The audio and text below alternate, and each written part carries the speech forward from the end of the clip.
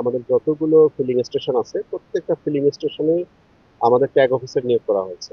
Tag officer নিয়োগ করার কারণ হলো আমাদের পর্যাপ্ত মজুদ থাকা সত্ত্বেও মানুষের মধ্যে একটা বিরাজ করছে যে তারা তেলের সংকট তৈরি হতে পারে এই ধারণা থেকে তারা মজুদ আহ, করা শুরু করেছে। এই জন্য আমরা ট্যাগ অফিসার নিয়োগ করেছি।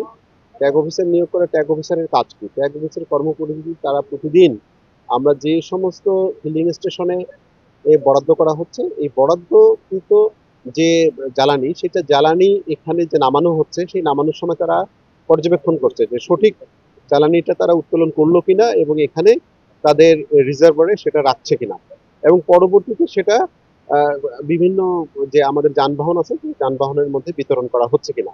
আমরা যদি মনে করি যে এই বিষয়টাকে যদি খুব ভালোভাবে মনিটর করা হয় যেটা আমরা করছি তাহলে আমাদের কোনো অভিযোগ থাকবে না এবং আমরা দেখতে পাচ্ছেন যে বগুড়া জেলায় সেই ধরনের কোনো অভিযোগ আমাদের কাছে নেই।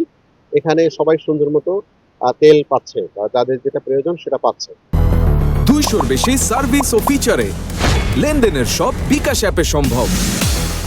এর পরবর্তীতে আমাদের আরেকটা যে আমাদের নিয়মিত দুইটা মোবাইল কোর্ট এবং মনিটরিং টিম সেটা তারা বেরোচ্ছে। আমরা একটা সাথে এখন জেলা প্রশাসক স্যারের নির্দেশনায় আমি অতিরিক্ত জেলা প্রশাসক সার্বিক এসেছি। এরপরে আমরা চলে যাওয়ার পরে আর পরবর্তীতে আরেকটা টিম বেরোবে সার্বক্ষণিক মনিটরিং এর মধ্যে আছে। একটা অভিযোগ আমাদের কাছে বরাবরই আসতেছে যে আমাদের যারা মোটরসাইকেল বা মোটর বাইক যারা চালান তো তারা নিয়ম পরিপালন করেই তেল নিচ্ছেন কিন্তু তারা এই তেলটা নিয়ে যেয়ে আবার এটা মজুত করে আবার পরবর্তীতে আবার আসতেছে। তো এইটা যেন কেউ না করে এই জন্য আমরা একই সাথে এটা যে আমরা এখানে পরিদর্শনে এসেছি পরিদর্শনের সাথে সাথে নিয়ম পরিপালনের সাথে এটা আমরা একটু সচেতনতা বৃদ্ধি করার বা আহ্বান জানাচ্ছি যেন এই ধরনের আমাদের তেলের কোনো সংকট নেই। আপনারা অহেতুক এরকম আতঙ্কিত হয়ে এই কাজটি করবেন না যেটা অন্যদের জন্য ক্ষতির কারণ হয়ে দাঁড়াবে। আর আমরা আপনাদের আপনারা জানছেন যে সবাই আসছে মানুষ তেল নিচ্ছে বগুড়া জেলায় এবং আমরা মিডিয়ায় যারা এখানে উপস্থিত আছেন আমাদের সংবাদকর্মী যারা সবাই এই সচেতনতা তৈরিতে সহযোগিতা করবেন।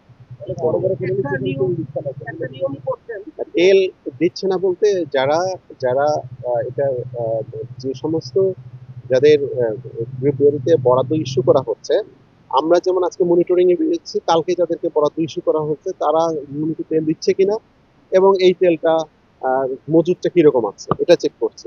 যাদের যাদের তেল শেষ হয়ে গেছে বা তারা এখন আপনারা দেখছেন যে দীর্ঘ লাইন থাকার কারণে মানুষের মধ্যে এটা থাকার কারণে একটু ভিড় করছে বেশি এই জন্য শেষ হয়ে যাচ্ছে। পরবর্তীতে বরাদ্দ আহ, আসার পর তারা যদি তেল না দেয় তাহলে এটা যদি এরকম কোনো ঘটনা আপনাদের জানিয়ে বা হয়ে থাকে তাহলে আমাদেরকে জানাবেন আমরা সেটা যথাযথ আইনি